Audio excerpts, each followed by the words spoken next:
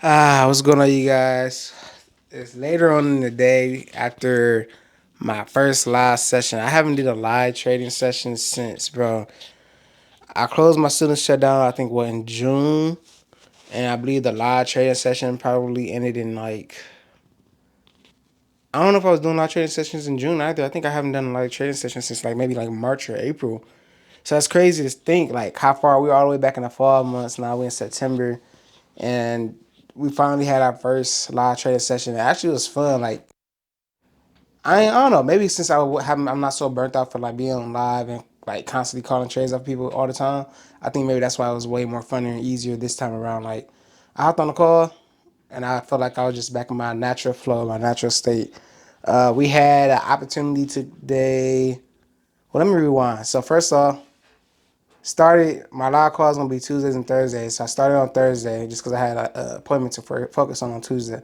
So I didn't do it on Tuesday for that reason. Plus, it's cool. Tuesday wasn't no news. Today, on the other hand, was CPI day, CPI news day. Market was doing its thing.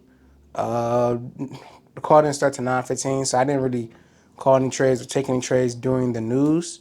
It was more so after the news where we had opportunities in the market to capitalize on the charts. And like I just love like the whole like my setup for my students. Like the live is actually right there on the site, so you can see the schedule for the week. You can see what days we're having the live calls and the training calls, and then when you scroll down, you will also see during that day it will be the live call right there at your disposal. The only thing that I wish that we would have had today, we had a little bit of technical difficulties on my fault because the mic had ended up dying, so I had to use my backup audio, and then the chat. I didn't think about the chat until like once the live call started. I was like, dang, I should have had the chat set up on the site as well, so that way y'all can actually engage and talk to me.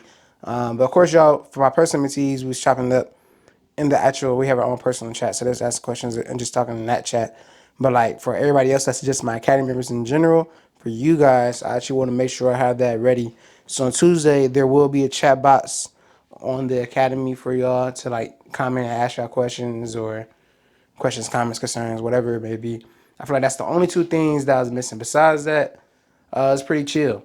We saw US 30 take off for some crazy buys, and then we also saw I didn't call no US 30 trade, nor did I enter the positions because I had took a trade during Tokyo for Nas and US 30, but before news, I took profit. That's kind of like my rule to always take profit right before news, especially CPI, because you have no idea what the market is going to do, right?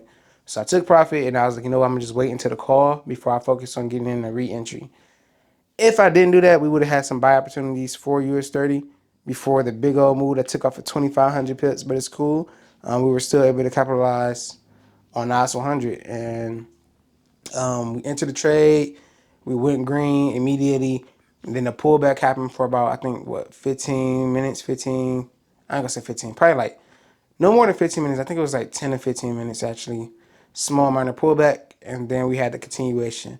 Right when the call was getting ready to end, the market was starting to literally push into profit. Told everybody to move their stop losses in profit. And the rest is history. And then I think, an hour or two later, I was on Instagram posting about TP1 Smash, and that was the day. So first day was a success. First day was fun. I'm excited for next week. We have federal fund rates dropping, I believe, and there's another news that I can't think of at the top of my actually. I can slide over here to Forest Factory and let's look at it very quick.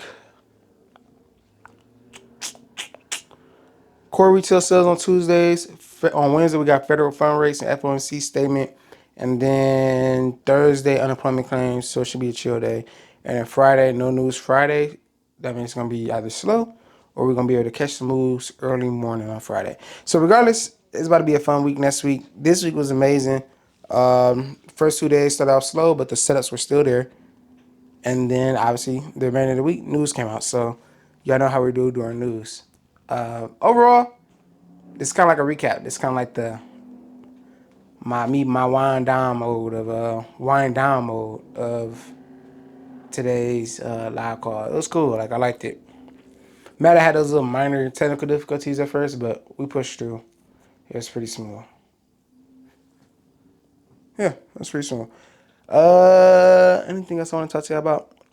If you're in the academy and you're watching this video, the live, every time we have a live, the last live will always be on that homepage. So if you missed today's live, you can still go back and watch it, see the trades that we caught, still study the things that I talked about in there, that you might be able to use, how you trade US30 or how you trade NAS or how you trade NQ and YM, and do what you want with that information. Next week, we will be back at it again. Next Tuesday, 9:15 a.m., right on the dot. So I'll catch y'all there. Peace out.